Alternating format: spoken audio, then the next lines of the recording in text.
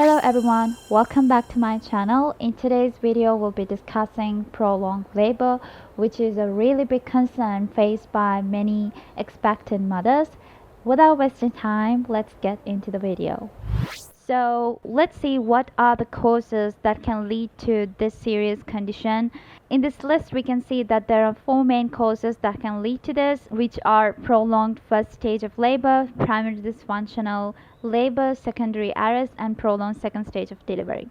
So before we understand these causes, we need to revise a little bit about labor. What are the stages of labor? So we have three main stages of labor: first, second, and third.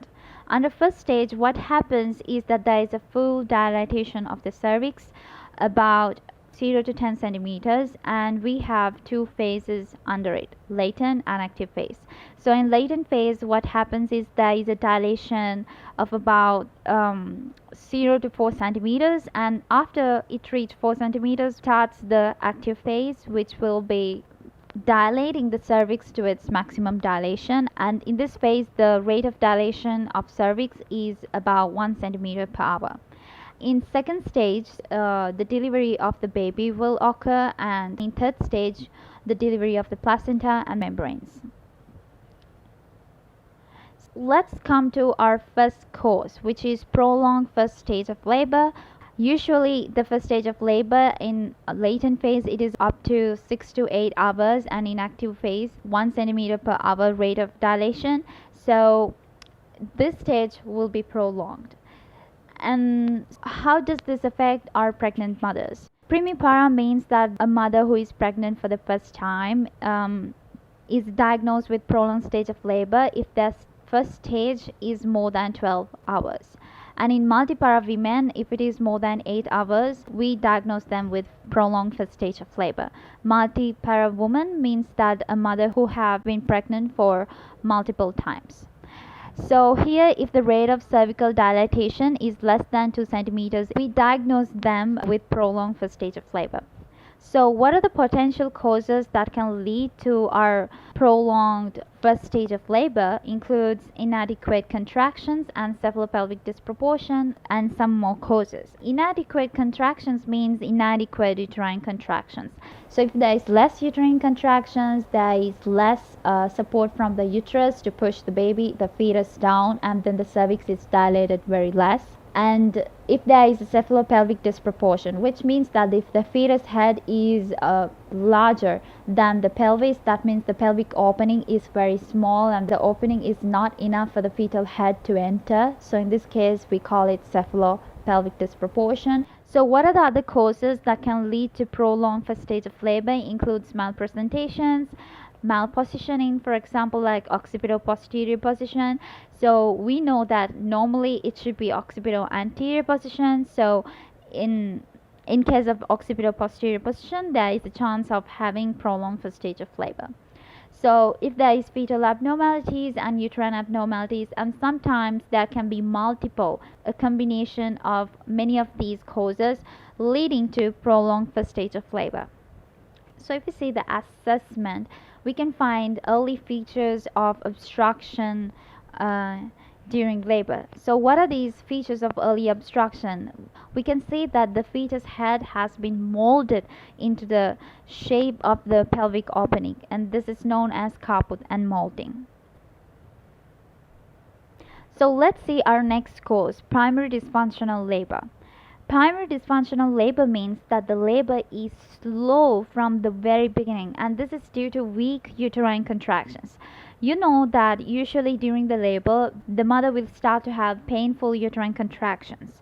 But these painful, strong uterine contractions are not happening in this patient, only weak contractions are occurring. So in this case, we have to do augmentation of labor, which means stimulating uterine contractions to stimulate the labor or improve the progress of the labor. So we can do artificial rupturing of the membranes, which is amniotomy, and we can do oxytocin infusion. This is done to increase the uterine contractions, make them stronger and more frequent. So this is not done if the mother or the fetus is compromised. And also if there is a cephalopelvic disproportion, also we don't give oxytocin infusion. We should so continuously monitor the fetal heart rate, and we should provide them with adequate pain relief. They should be well hydrated. We also should be ready for cesarean section at a short notice. So if you see our next cause for prolonged labor, it means that at the very beginning the progress of the delivery is okay, it was normal, but then suddenly later it stops. The delivery is not happening, but the mother is having strong uterine contractions. So it could be due to some form of maternal or fetal obstruction.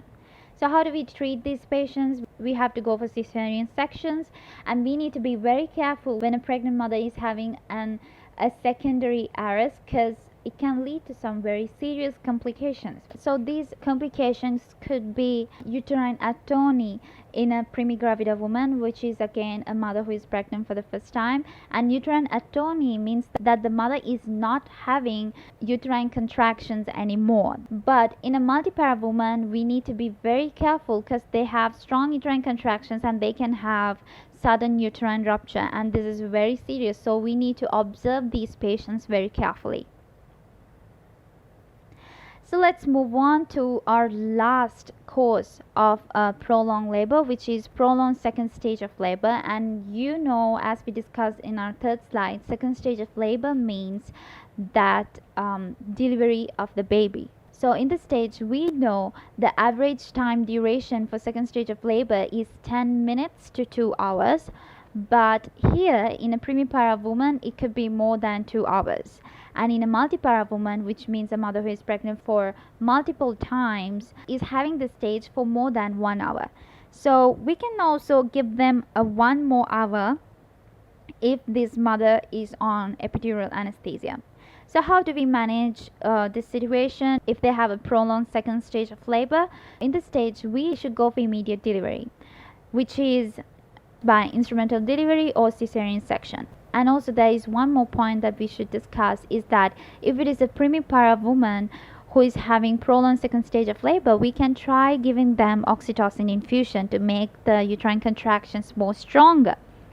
So we will give them oxytocin infusion and we stay and observe for 30 minutes, and if the delivery is not happening, then we go for instrumental delivery or cesarean section.